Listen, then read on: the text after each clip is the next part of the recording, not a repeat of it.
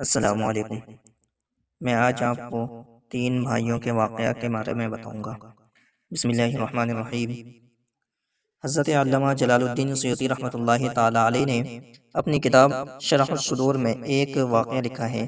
دشمن کی فوج کی تعداد اور آلات حرب کے لحاظ سے لشکر اسلام سے کہیں زیادہ تھی، مگر کم من فئۃ قلیلۃ غلبت فئۃ کثیرۃ باذن اللہ، یعنی اللہ تبارک و تعالیٰ فرماتا ہے بہت سی قلیل جماعتیں کثیر جماعتوں پر اللہ کے حکم سے غالب ہو جاتی ہے، اور پھر مسلمان کبھی وسائل پر بھروسہ نہیں کرتا، اس کا تکیہ صرف اور صرف اللہ تبارک و تعالیٰ اور اس کے رسول صلی اللہ تعالیٰ علیہ وسلم کی ذات پر ہوا کرتا ہے۔ جنگ زوروں پر تھی، اگرچہ اس جنگ میں مجاہدین اسلام کو شاندار فتح نصیب ہوئی، مگر عیسائی چند مسلمان سپاہیوں کو گرفتار کر کے لے گئے۔ ان گرفتار میں 3 سگے بھائی تھے۔ ان کی اٹھتی ہوئی جوانیاں، چہرے پر نور، گفتار میں بے مثال آیا تھی۔ انہیں عیسائی بادشاہ ہرقل کے دربار میں پیش کیا گیا۔ ہرقل نے کہا، تم نے ابھی تک جوانی کی بہاریں بھی نہیں دیکھی ہیں، تمہارے لیے بہتر یہی ہے کہ اسلام کو چھوڑ کر ہمارے مذہب میں آ جاؤ۔ مجاہدین نے کوئی جواب نہیں دیا۔ دوبارہ ہرقل نے کہا کہ تمہیں اپنی جوانیوں پر ترس نہیں آتا؟ اگر تم نے اسلام سے انحراف نہ کیا تو تمہاری گردنیں اڑا دی جائے گی۔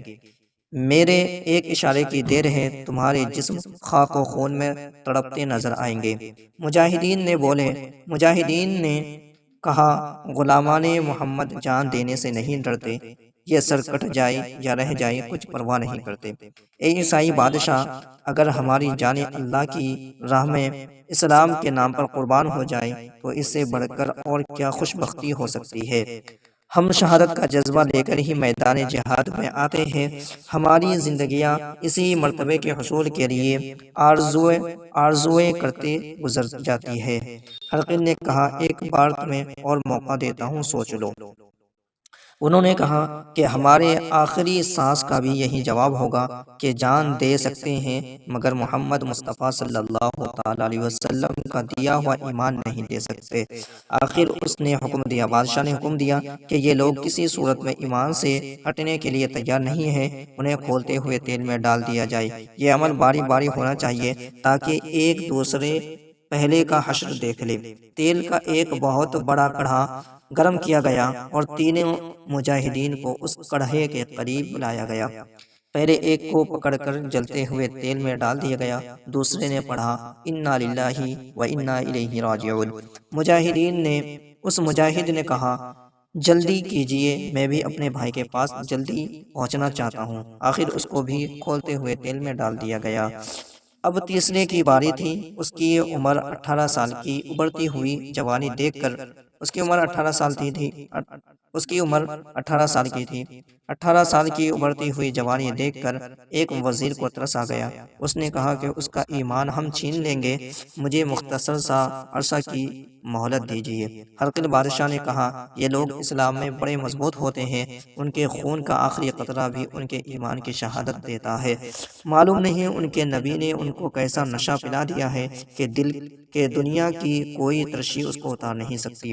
وزیر نے کہا، یہ ٹھیک ہے، مگر یہ عرب کے لوگ عورتوں کے بڑے شائق ہوتے ہیں، میں کوشش کروں گا کہ ان کو اسلام سے منحرف کرنے کے لیے ہر حربہ استعمال کروں۔ بادشاہ نے اس مجاہد کو ساتھ لے جانے کی اجازت دے دی۔ سورج غروب ہو چکا تھا، رات کی سیاہی آسمان کے کنارے پر پھیلتی چلی گئی۔ وزیر نے اس نوجوان کو ایک مکان میں بند کر دیا اور اپنی لڑکی کو بلا کر کہا، دنیا عیسائیت میں تجھ سے بڑھ کر کوئی لڑکی حسین نہیں ہے، عقل مند اور ذہین بھی ہو۔ اگر تو اس عربی نوجوان کا ایمان چھیننے میں کامیاب ہو گئی تو ہم انعام و اکرام سے مالا مال کر دیے جائیں گے۔ وزیر کی لڑکی نے کہا، ابا یہ بات تو میرے بائیں ہاتھ کا کھیل ہے۔ اس نوجوان کی میرے چہرے پر اٹھتی ہوئی ایک نظر ان کے ایمان کو متزلزل کر دینے کے لیے کافی ہے۔ وزیر نے اپنی لڑکی کو تھپکی دی اور کہا، جاؤ اور کامیاب واپس آؤ۔ لڑکی نے جا کر دروازہ کھولا، دیکھا تو نوجوان قرآن کریم کی تلاوت کر رہا ہے۔ لڑکی جا کر اس کے پاس بیٹھ گئی۔ نصف رات گزر گئی، مگر اس نوجوان نے اس لڑکی کی طرف نگاہ اٹھا کر بھی نہیں دیکھا۔ وہ تمام رات منتظر رہی یہ نوجوان اسے ایک نگاہ غلط سے ہی دیکھ لے، مگر جن نگاہوں میں حسن مصطفیٰ بچ چکا ہو وہ نگاہیں بھلا کسی اور کی طرف کیسے اٹھ سکتی ہے۔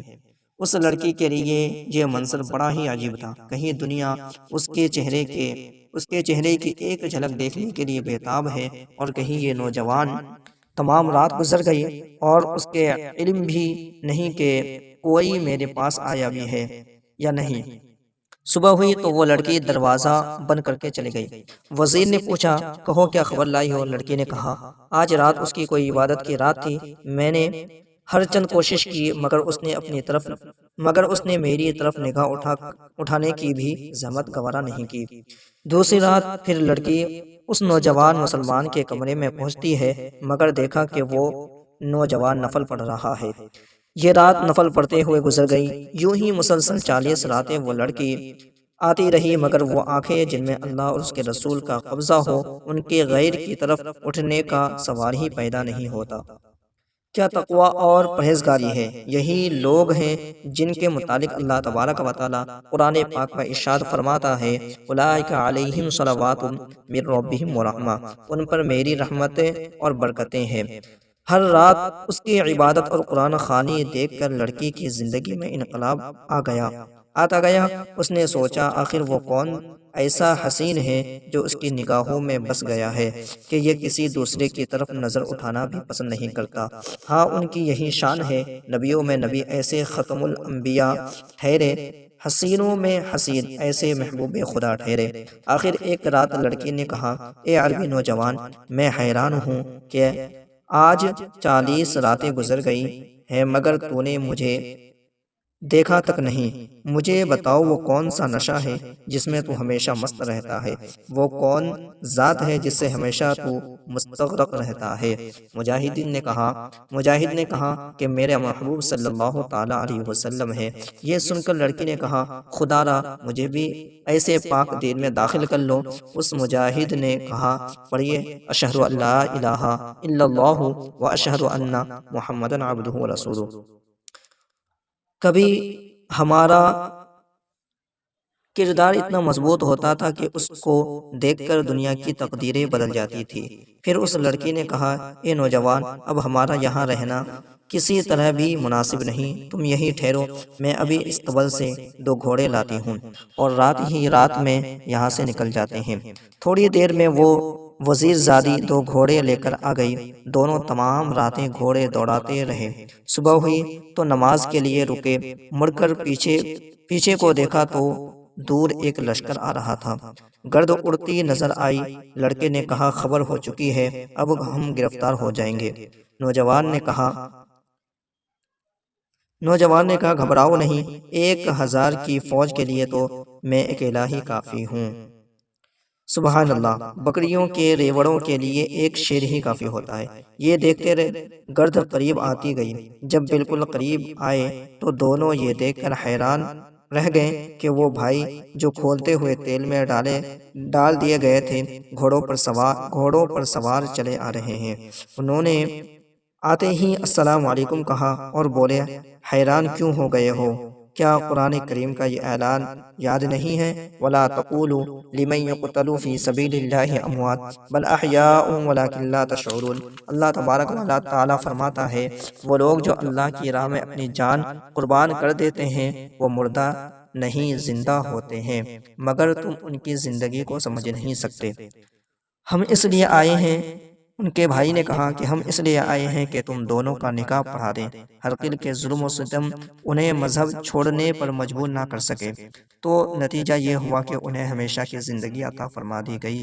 یہ استقامت علی